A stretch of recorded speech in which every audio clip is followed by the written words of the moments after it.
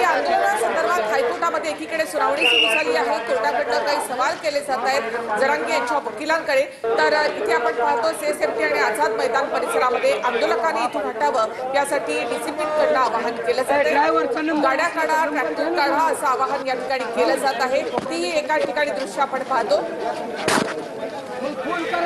तर तुमच्या सूचना पुरेशा नाहीत, आता कारवाई व्हायला हवी असं कोर्टानं म्हटलंय। कोर्टातली सुनावणी आपण इथे पाहतो।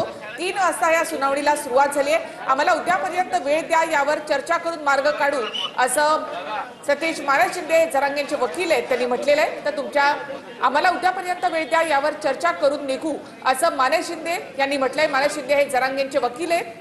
तर तुमच्या सूचना पुरेशा नाही असं विचारण्यात आलेलं आहे। जे लोक संभाषणात योग्य त्यांना थांबण्याची परवानगी द्या असं माने शिंदे यांनी म्हटलंय। तर जे लोक संभाषणामध्ये योग्य आहेत त्यांना थांबण्याची परवानगी द्या, उर्वरित जे लोक आहेत त्यांना आम्ही जाण्यासाठी सांगू असं माने शिंदे यांनी म्हटलेलं आहे। कोर्टामध्ये आता सध्या नेमका काही युक्तिवाद सुरू आहे ते आपण पाहतो। आम्ही तिथे चर्चा किंवा वादविवाद करायला आलो नाही असं महाधिवक्त्यांनी सांगितलेलं आहे। आम्ही तिथे चर्चा किंवा वादविवाद करायला आलो नाही असं महाधिवक्त्यांनी सांगितलेलं आहे।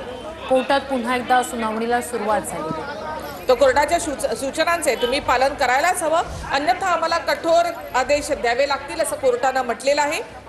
तर उद्या 11 वाजेपर्यंत आम्हाला थांबण्यासाठी वेळ द्या असं माने शिंदे यांनी म्हटलेलं आहे। आम्हाला उद्यापर्यंत वेळ द्या, यावर चर्चा करून निघू असं माने शिंदे यांनी म्हटलंय। तर तुमच्या सूचना पुरेशा नाहीत, आता कारवाई व्हायला हवी असं कोर्टानं म्हटलेलं आहे। कोर्टामध्ये सुनावणी सुरू झाली आहे। बरोबर 3 वाजता ही सुनावणी सुरू झाली। एकीकडे सुनावणी सुरू आहे तर दुसऱ्या ठिकाणी सीएसएमटी परिसरामध्ये डिसिप्लिनकडनं वारंवार आवाहन केलं जात आहे। तर कोर्टाच्या सूचनांचं पालन करायलाच हवं असं कोर्टानं म्हटलंय, अन्यथा आम्हाला कठोर आदेश द्यावे लागतील असंही कोर्टानं म्हटलंय।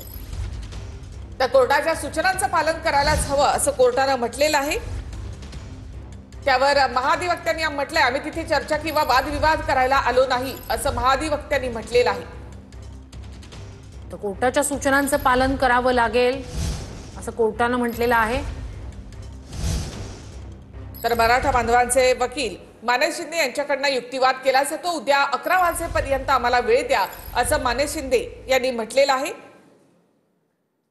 तर उद्या 11 वाजेपर्यंत वेळ द्या असं माने शिंदे यांच्याकडून सांगितलं गेलंय। तर 2 दृश्य आपण या ठिकाणी पाहतो। एक सीएसएमटी परिसरातली कारवाई आणि डिसिप्लिनकडनं सातत्यानं आवाहन केलं जात आहे, गाड्या काढण्यास सांगितल्या जात आहेत। तर दुसरीकडे कोर्टामधली सुनावणी आणि तिथला युक्तिवाद देखील आपण इथे पाहतोय। तर माने शिंदे इथे मराठा समाजाकडनं युक्तिवाद करतायत। जरांगेंनी सांगताच सर्व हळूहळू बाहेर पडत आहेत असं माने शिंदे यांनी सांगितलं। उद्या 11 वाजेपर्यंत आम्हाला वेळ द्या असं माने शिंदे यांनी कोर्टामध्ये युक्तिवाद करताना म्हटलेलं आहे। जरांगेंनी सांगतात सर्व हळूहळू बाहेर पडत आहेत अशी माहिती माने शिंदे यांनी कोर्टासमोर ठेवली।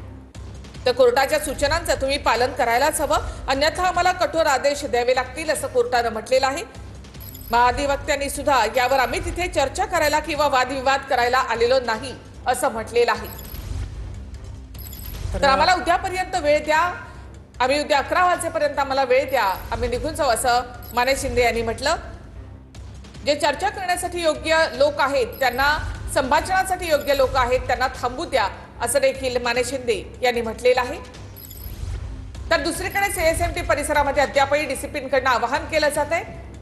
इथल्या पार्क केलेल्या गाड्या इथून काढा असं आवाहन केलं जाते। मराठा बांधवांची समजूत काढली जाते। तर दुसरीकडे कोर्टामध्ये सुनावणीला सुरुवात झाली आहे। त्यामध्ये कोर्टाकडनं काही आदेश देखील दिले जात आहेत। तर मराठा समाजाकडनं सतीश माने शिंदे या ठिकाणी युक्तिवाद करत आहेत। आम्ही तिथे चर्चा करायला आलो नाही असं म्हटलेलं आहे। आम्ही तिथे चर्चा किंवा वादविवाद करायला आलो नाही असं महाधिवक्त्यांनी कोर्टासमोर मांडलं। तर एकीकडे सीएसएमटी परिसरातली कारवाई आवाहन केलं जात आहे, आंदोलकांना तुमच्या गाड्या काढून घ्या, परिसर रिकामा करा।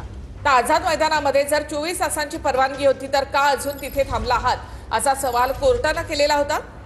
तर आंदोलक आझाद मैदानात शांततापूर्ण आंदोलन करतायत असं सतीश माने शिंदे यांनी म्हटलेलं आहे। 58 मोर्चे निघाले, कधीही तणाव निर्माण झाला नाही अशी माहिती सुद्धा माने शिंदे यांनी दिली आहे। तर तुम्ही कोणत्या अधिकारानं तिथे बसला आहात, तुम्हाला परवानगी नाही असं कोर्टानं त्यांना म्हटलं। तुम्ही आंदोलकांना तात्काळ निघून जाण्यास सांगा, परवानगी नसताना तिथे थांबणं चुकीचं आहे असं कोर्टानं म्हटलेलं आहे। सतीश मानेशिंदे जरांगेंकडनं इथे बाजू मांडतायत, युक्तिवाद करतायत। विखे पाटील मनोज जरांगे यांच्या भेटीसाठी आता निघाले आहेत। मराठा आरक्षण उपसमितीचे अध्यक्ष राधाकृष्ण विखे पाटील हे आता मनोज जरांगे यांच्या भेटीसाठी निघालेत। उपसमितीचा शिष्टमंडळ जरांगेंना भेटणार आहे, त्यामध्ये अध्यक्ष विखे पाटील, त्याचबरोबर शिवेंद्रराजे भोसले, जयकुमार गोरे, राणा जगजितसिंह पाटील हे सुद्धा मनोज जरांगे यांच्या भेटीसाठी निघाले आहेत। बैठकीमध्ये मराठा आरक्षणासंदर्भात काही मसुदा तयार करण्यात आलेला आहे। हा मसुदा घेऊन जरांगे यांची भेट घेतली जाणार आहे। हा मसुदा जरांगे यांना दाखवला जाईल, त्यानंतर यावर काही तोडगा निघतो का, हा मसुदा जरांगे पाटलांना पटतो का हे पाहणं महत्त्वाचं ठरेल।